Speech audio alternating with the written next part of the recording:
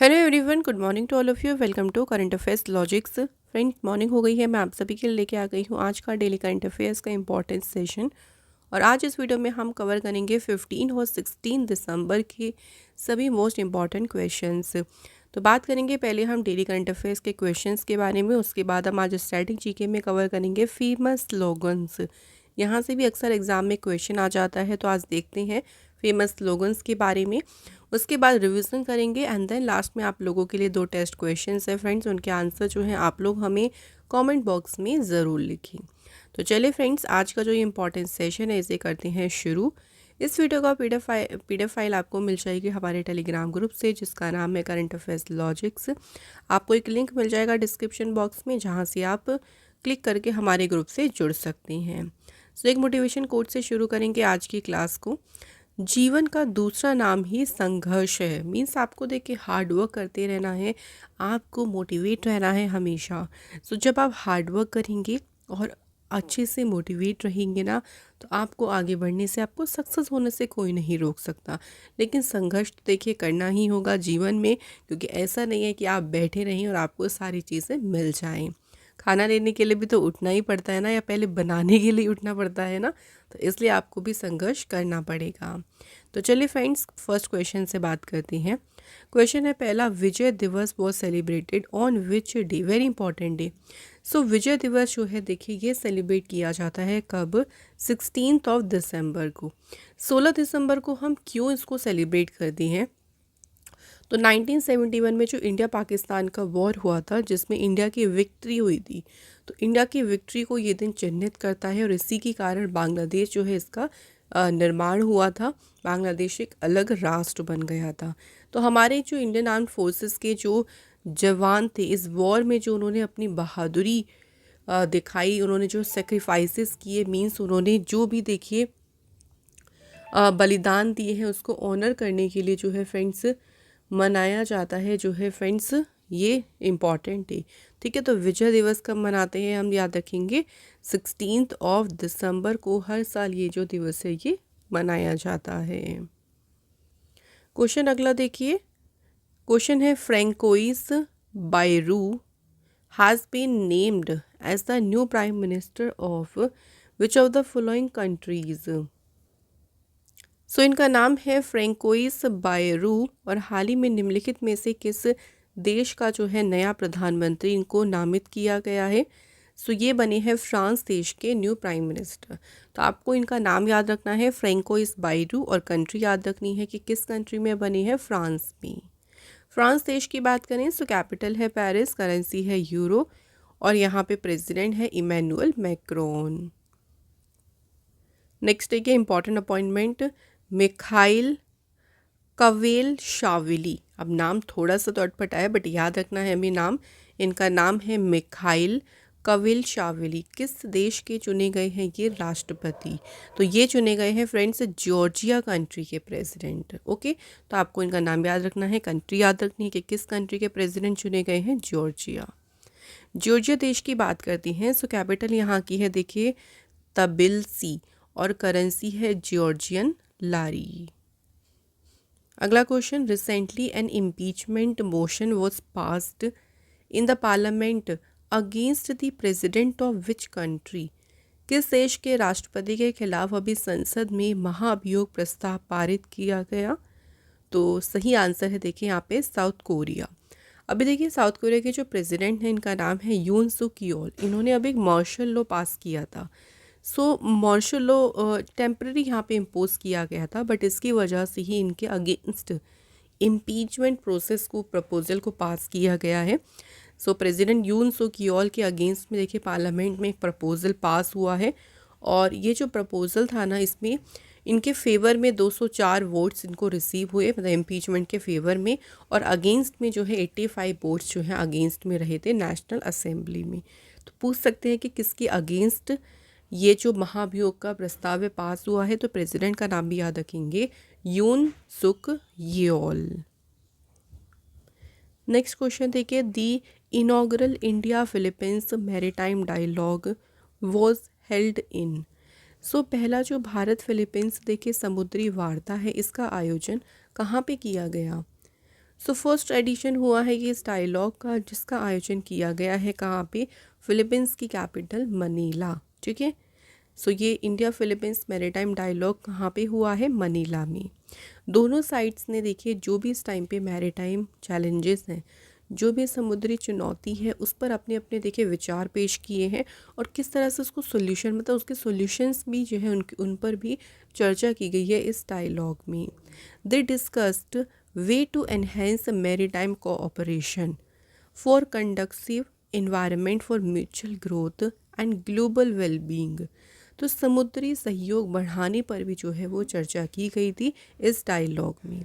तो सिंपल आप लोगों से ये पूछ सकते हैं, एडिशन पूछ सकते हैं, पहला एडिशन है तो इसको इम्पॉर्टेंट थोड़ा सा रखिएगा, कहाँ हुआ ये डायलॉग, तो ये ज़रूर याद रखिएगा, मनीला में। नेक्स्ट क्वेश्चन देखिए, what is the name of the women exclusive bike taxi service launched by Uber in Bengaluru. So Bengaluru में उबर के द्वारा शुरू की गई महिलाओं के लिए विशेष बाइक टैक्सी सेवा का नाम क्या है। तो उबर ने जो महिलाओं के लिए स्पेशल जो ये बाइक टैक्सी सर्विस शुरू करी है, इसे नाम क्या दिया है, मोटो वुमेन। ठीक है, मोटो वुमेन जो है इससे नाम दिया और इसे बेंगलुरु में इस सर्विस को शुरू किया गया। तो इस सर्विस में ये जो सर्विस है देखिए, which connect female rider with female drivers. तो जो भी महिला सवारी हैं उनको महिला ड्राइवर के साथ जोड़ती है। अभी बेंगलुरु से इसको शुरू किया गया है, बाकी जितने भी मेजर मेट्रोपॉलिटन सिटीज़ हैं जैसे कि दिल्ली, मुंबई, कोलकाता, चेन्नई, हैदराबाद, सभी में जो है इसको एक्सपेंड किया जाएगा। तो बेंगलुरु से जो है इसकी शुरुआत की गई है। तो महिलाओं की सेफ्टी को ध्यान में रखते हुए ये जो वुमेन बाइक टैक्सी सर्विस है, उबर ने इसे लॉन्च किया है, नाम दिया है इसे मोटो वुमेन। अगला क्वेश्चन है, government will launch Udan Yatri cafe at airports, the first pilot project of the cafe will be run at which airport. So सरकार ने देखिए अभी उड़ान यात्री कैफ़े जो है सरकार इसे शुरू करेगी, लेकिन पायलट प्रोजेक्ट के तौर पर इसे अभी किस एयरपोर्ट पर चलाया जाएगा। तो उड़ान यात्री कैफ़े को पायलट प्रोजेक्ट के तौर पर कोलकाता एयरपोर्ट पर इसे शुरू किया गया है। ये जो कैफ़े है देखिए, अगर आप देखें तो एयरपोर्ट पर काफ़ी ज़्यादा ओवर प्राइस्ड रहती हर चीज़, चाहे आप फूड में ले लीजिए, बेवरेजेस में ले लीजिए, काफ़ी ज़्यादा ओवर प्राइस्ड होती है हर चीज़। तो ये जो इशू है ना, इसको रिजॉल्व करने में ही ये कैफ़े मदद करेगा। तो जितने भी ट्रैवल्स आते हैं उनको अफोर्डेबल फूड इस कैफ़े पर प्रोवाइड किया जाएगा। तो इसी उद्देश्य से गवर्नमेंट जो है लॉन्च करेगी उड़ान यात्री कैफ़े को एयरपोर्ट्स पर। नेक्स्ट क्वेश्चन है, विच edition of the Divya Kala Mela is scheduled to organise from 12 to 22 December. तो दिव्य कला मेला जो है देखिए चल रहा है, ये 12 दिसंबर को शुरू हो गया था और ये 22 दिसंबर तक आयोजित किया जाना है। कौन सा संस्करण देखिए, तो इसका एडिशन कौन सा हो रहा है, 22वां। ठीक है, आपको याद रखना है दिव्य कला मेला का इस बार एडिशन कौन सा हो रहा है, 22वां edition. Department of empowerment of person with disability, ये जो डिपार्टमेंट है इसके द्वारा इसे ऑर्गेनाइज किया जा रहा है, कहाँ पे, इंडिया गेट पे। दिव्य कला मेला की बात करें तो ये एक प्लेटफॉर्म है दिव्यांगजन के लिए, जहाँ वो अपना टैलेंट शोकेश कर सकते हैं और जो भी उन्होंने अपने प्रोडक्ट देखे तैयार किए हैं उनको यहाँ पर सेल भी कर सकते हैं, उनको यहाँ पर बेच सकते हैं। तो उसी के लिए उनको एक मंच दिया गया है, जिसे नाम क्या दिया, दिव्य कला मेला। नेक्स्ट क्वेश्चन है, prime minister Modi ji chaired which edition of national conference of chief secretaries in New Delhi. So प्रधानमंत्री मोदी जी ने देखिए नई दिल्ली में मुख्य सचिवों के राष्ट्रीय सम्मेलन के किस संस्करण की अध्यक्षता की। तो कौन सा एडिशन हुआ था इस कॉन्फ्रेंस का, तो इसका हुआ था 4th एडिशन। किसने अध्यक्षता की, अगर इस तरह से पूछे तो प्राइम मिनिस्टर नरेंद्र मोदी जी ने जो है इस कॉन्फ्रेंस की अध्यक्षता की थी। ये जो कॉन्फ्रेंस हुई थी देखिए, इसका उद्देश्य क्या था, to deepen the relationship between the central government and state government. इस कॉन्फ्रेंस को करने का मेन पर्पस था कि केंद्र सरकार और राज्य सरकार जो है उसके बीच संबंधों को गहरा करना, संबंधों को डीपन करना ही इसका मेन उद्देश्य था। नेक्स्ट क्वेश्चन है recently who successfully tested the solid fuel ducted ramjet missile system. So जो FSFDR मिसाइल प्रणाली है, अभी हाल ही में इसका सफल परीक्षण किसने किया? तो रिसेंटली DRDO ने जो है इसका सफल परीक्षण किया है। कहाँ से? तो उड़ीसा कोस्ट, उड़ीसा के तट से जो है इसका परीक्षण किया गया है। जो सॉलिड फ्यूल डक्टेड रामजेट ये जो सिस्टम है, ये हेल्प करेगा इंडिया में develop long range air to air missile. So Bharat को जो लंबी दूरी की हवा से हवा में मार करने वाली मिसाइल्स हैं, उनको विकसित करने में इससे मदद मिलेगी इस सिस्टम से। ठीक है, तो DRDO ने परीक्षण किया है। बात करें DRDO के बारे में, डिफेंस रिसर्च डेवलपमेंट ऑर्गेनाइजेशन जो है इसका फुल नेम है। इसकी इस्टेब्लिशमेंट हुई थी 1958 में। हेडक्वार्टर इसका न्यू दिल्ली में है और प्रेसिडेंट हैं Sameer V Kamath. Next question देखिए फ्रेंड्स, अगला क्वेश्चन है which state government at launched Him Bhog Atta project to promote natural farming. तो देखिए, बात अगर करें हिम भोग आटा जो परियोजना है, देखिए इसकी बात करें तो इस परियोजना को किसने शुरू किया है? ये शुरू की है, देखो हिम से याद रख लो, हिमाचल प्रदेश सरकार ने जो है इसे शुरू किया है। और इसका मेन पर्पज़ ही क्या है कि नेचुरल फार्मिंग को प्रमोट करना। नेचुरल फार्मिंग जो सिस्टम होता है ना, उसमें ट्रेडिशनल टेक्निक को इन्वॉल्व किया जाता है, जैसे कि biomass, mulching, round the year green cover, वर्ष भर हरियाली, और जो काउ डंक होता है, गाय का देखिए जो यूरिन या फिर जो गाय का गोबर होता है, उसको यूज़ किया जाता है। तो इस तरह नेचुरल फार्मिंग सिस्टम को या नेचुरल फार्मिंग को प्रमोट करने के लिए ही हिम भोग आटा जो परियोजना है इसे शुरू किया है। हिमाचल प्रदेश की गवर्नमेंट ने ना और भी कुछ स्कीम्स शुरू करी है, जैसे कि काउ डंग परचेज स्कीम। ठीक है, ये भी शुरू किसने करी है? देखो हिमाचल प्रदेश गवर्नमेंट ने जो है इसको शुरू किया है। तो ये क्या है स्कीम, इसके बारे में बात करती हैं। तो the state government will buy organic और वर्मी कंपोस्ट। तो फार्मर्स के साथ में, फार्मर्स से ना डायरेक्टली स्टेट गवर्नमेंट ऑर्गेनिक और जो वर्मी कंपोस्ट है ये जो है वो खरीदेगी 300 रुपये पर कुंटल के हिसाब से। ओके, और जो अमाउंट होगा ना, जो फार्मर्स को अमाउंट दिया जाएगा, वो डायरेक्टली उनके अकाउंट में ट्रांसफ़र किया जाएगा। तो इसका मेन उद्देश्य ये रहेगा कि फार्मर्स की इनकम को बूस्ट करना। ठीक है, ये भी शुरू की है हिमाचल प्रदेश सरकार ने ही। इसके अलावा मुख्यमंत्री सुख आश्रय योजना की बात करें, इस योजना को भी शुरू किसने किया है? तो ये योजना भी स्टार्ट की है हिमाचल प्रदेश गवर्नमेंट ने स्टार्ट की है। और इसका मेन उद्देश्य क्या है कि जो अनाथ बच्चे हैं, जो ऑर्फन चिल्ड्रन हैं, जब तक उनके 27 साल नहीं हो जाती तब तक उनकी एजुकेशन, उनकी केयर, उनको सपोर्ट करना, इसी उद्देश्य से जो है सब कुछ किया जाएगा। तो इसी पर्पज़ से शुरू की गई है मुख्यमंत्री सुख आश्रय योजना। ठीक है फ्रेंड्स, तो ये सारी आपको याद रखनी है हिमाचल प्रदेश गवर्नमेंट से। हिमाचल प्रदेश की बात करते हैं, सो कैपिटल शिमला और धर्मशाला है। गवर्नर है शिव प्रताप शुक्ला। CM है सुखविंदर सिंह सुक्खू। और यहाँ पे राज्यसभा सीट्स हैं 3, लोकसभा की हैं 4। और यहाँ पे फ्रेंड्स असेंबली सीट्स कितनी है? 68 यहाँ पे असेंबली सीट है। इंपॉर्टेंट नेशनल पार्क्स में है great Himalayan, Pin valley, Inder Kila, Kheer Ganga, Simbalbara national park. Next question देखिए, who has been appointed as a new fielding coach for Mumbai Indians ahead of IPL 2025। So IPL 2025 से पहले ही मुंबई इंडियंस के नए फील्डिंग कोच किसे नियुक्त किया है? तो नए फील्डिंग कोच बने हैं कार्ल हॉपकिंसन। कार्ल हॉपकिंसन जो है इन्होंने रिप्लेस किया है जेम्स पेमेंट को, जो 7 साल तक जो है मुंबई इंडियंस के फील्डिंग कोच थे। लेकिन अब कौन है? Karl Hopkinson. नेक्स्ट क्वेश्चन देखिए, विच platform under Prasar Bharati will provide the live broadcast of hockey India league 24-25। तो 2024-25 वाली जो हॉकी इंडिया लीग होगी, कौन सा प्लेटफॉर्म है जो इसको सीधा इसका लाइव ब्रॉडकास्ट करेगा? Right answer is Doordarshan. ठीक है, तो इस बार जो है दूरदर्शन इसका लाइव ब्रॉडकास्ट करने वाला है। देखिए, तो प्रसार भारती ने इसके लिए एक MOU साइन किया है हॉकी इंडिया के साथ to provide live broadcast of the upcoming hockey India league. Prasar Bharati के CEO हैं गौरव द्विवेदी। आकाशवाणी के डायरेक्टर जनरल हैं प्रज्ञा पलीवाल गौर। और दूरदर्शन के डायरेक्टर जनरल हैं कंचन प्रसाद। नेक्स्ट क्वेश्चन देखिए, recently what position did the Indian men's team hold in the world squash team championship 2024।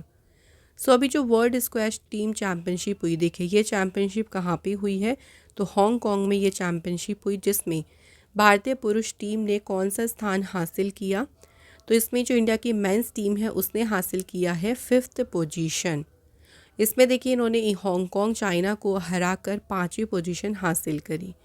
वहीं women's team की बात अगर करें तो वुमेंस टीम ने 7वीं पोजीशन जो है हासिल करी है फ्रांस को हराकर। ठीक है, तो अगर आप लोगों से मेंस टीम का पूछें तो आप 5th बताइएगा, और अगर वुमेंस टीम का पूछें तो आप बताएंगे 7th पोजीशन। तो यहाँ हमारे फ्रेंड्स कंप्लीट हो गए आज के करंट अफेयर्स के सभी इंपॉर्टेंट क्वेश्चंस। अब हम बात कर लेते हैं स्टैटिक के क्वेश्चंस के बारे में फ्रेंड्स। स्टैटिक जीके में आज हम फेमस स्लोगन्स को कवर करेंगे। देखिए, करो या मरो, डू और डाई, इंग्लिश और हिंदी दोनों में यहाँ पे लिख दिए हैं। ये स्लोगन किसने दिया था, महात्मा गांधी जी ने। कुछ स्लोगन तो बहुत ज़्यादा फेमस है, देखिए जैसे तुम मुझे खून दो मैं तुम्हें आज़ादी दूंगा, भी बहुत फेमस स्लोगन है सुभाष चंद्र बोस जी का। इनकलाब जिंदाबाद, शहीद भगत सिंह जी। सारे जहां से अच्छा हिंदुस्तान हमारा, ये किसका स्लोगन है, मोहम्मद इकबाल। देश बचाओ देश बनाओ, ये नारा किसका है, पीवी नरसिम्हा राव। नेक्स्ट देखिए, काम अधिक बातें कम, संजय गांधी। स्वराज हमारा जन्मसिद्ध अधिकार है, बाल गंगाधर तिलक। वंदे मातरम, बंकिम चंद्र चटर्जी। भारत छोड़ो, क्विट इंडिया, ये स्लोगन दिया था महात्मा गांधी जी ने। मारो फिरंगी को, मंगल पांडे। जय जवान जय किसान, लाल बहादुर शास्त्री जी। दिल्ली चलो, ये सुभाष चंद्र बोस जी का नारा है। कर मत दो, सरदार वल्लभ भाई पटेल। कश्मीर चलो, ये नारा है डॉक्टर मुरली मनोहर जोशी जी का। हे राम, महात्मा गांधी जी ने दिया स्लोगन। जय जगत, ये नारा है विनोबा भावे जी। साम्राज्यवाद का नाश हो, किसका नारा है, भगत सिंह जी का। साइमन कमीशन वापस जाओ, स्लोगन है किसका, लाला लाजपत राय। विजय विश्व तिरंगा प्यारा, ये स्लोगन किसका है, श्याम लाल गुप्ता। जय हिंद, सुभाष चंद्र बोस। हिंदी हिंदू हिंदुस्तान, ये है भारतेंदु हरिश्चंद्र। वेदों की ओर लौटो, बैक टू वेदास, किसने कहा था, ये दयानंद सरस्वती जी ने। तो ये मैंने आपको बहुत सारे देखिए यहाँ पे स्लोगन्स कवर करा दी हैं, आप लोग इनको याद ज़रूर रखिएगा फ्रेंड्स। चलिए अब रिवीजन कर लेते हैं। तो रिवीजन में हम सैटरडे वाले क्वेश्चंस को रिवाइज करेंगे। Who was appointed as a interim prime minister of Syria, Syria के अंतरिम प्रधानमंत्री के रूप में नियुक्त किया गया है किसे, मोहम्मद अल Bashir. Who represented India at the second meeting of the Supply Chain Council? आपूर्ति श्रृंखला परिषद की जो दूसरी बैठक है इसमें भारत का प्रतिनिधित्व किया है राजेश अग्रवाल ने। प्राइम मिनिस्टर मोदी जी ने सहायक चैटबॉट लॉन्च किया टू असिस्ट विजिटर्स, जो कि महाकुंभ में आएंगे उनके लिए। किस स्टेट गवर्नमेंट ने इंदिरा गांधी सुख शिक्षा योजना शुरू की, तो ये योजना शुरू की है हिमाचल प्रदेश ने। मुख्यमंत्री महिला सम्मान स्कीम जो है दिल्ली सरकार ने शुरू की। इस स्कीम के अंडर में जो मंथली देखिए सहायता दी जाएगी महिलाओं को, कितनी है, 1000 rupees per month. Where was Asia's first geo science museum built, Asia का जो पहला भूविज्ञान संग्रहालय है ये बनाया जा रहा है मध्य प्रदेश में। राहुल नरवेकर वॉज री elected as as 15 Maharashtra legislative assembly speaker, किस पॉलिटिकल पार्टी से हैं, तो राहुल नरवेकर जो है इनकी पार्टी का नाम है बीजेपी। हु वॉज री elected as a speaker of the 6th Jharkhand legislative assembly, छठी झारखंड विधानसभा के अध्यक्ष के रूप में पुनः चुना गया रविंद्रनाथ महतो को। प्रेसिडेंट द्रौपदी मुर्मू ने कन्वर्ट किया है honorary general rank to Nepali army chief, जिनका नाम है अशोक राज सिगदेल। सो फ्रेंड्स, यहाँ पे हमारे देखिए जो रिवीजन क्वेश्चंस थे वो भी कंप्लीट हो गए हैं। अब लास्ट बात करते हैं टेस्ट क्वेश्चंस की। तो टेस्ट क्वेश्चन में देखिए फर्स्ट क्वेश्चन क्या है, who became the first Indian जो सिलेक्ट हुए हैं हेंस वॉन्ग हेंटिंग अवार्ड के लिए। तो हेंस वॉन्ग हेंटिंग पुरस्कार के लिए चयनित होने वाले पहले भारतीय कौन बने। सेकंड क्वेश्चन देखिए, रिसेंटली मैथमेटिक्स में जो है एबल प्राइज़ किसने जीता है। तो ये आप बताइएगा मुझे कमेंट बॉक्स में फ्रेंड्स। दोनों इंपॉर्टेंट क्वेश्चंस, इनके आंसर कमेंट करके लिखिएगा। और हमारा यहाँ पे डेली करंट अफेयर्स का सेशन कंप्लीट हो गया है फ्रेंड्स। आई होप सो आपको ये सेशन अच्छा लगा हो। If you like this session please to hit the like button, share the video and also to subscribe our channel. और आपको मिलेंगे हम अगले फिर एक नई क्लास में। देखिए आप लोग अपना ध्यान रखिए फ्रेंड्स, मेहनत करते रहें, अच्छे से पढ़ाई करते रहें। Thank you so much for watching this video.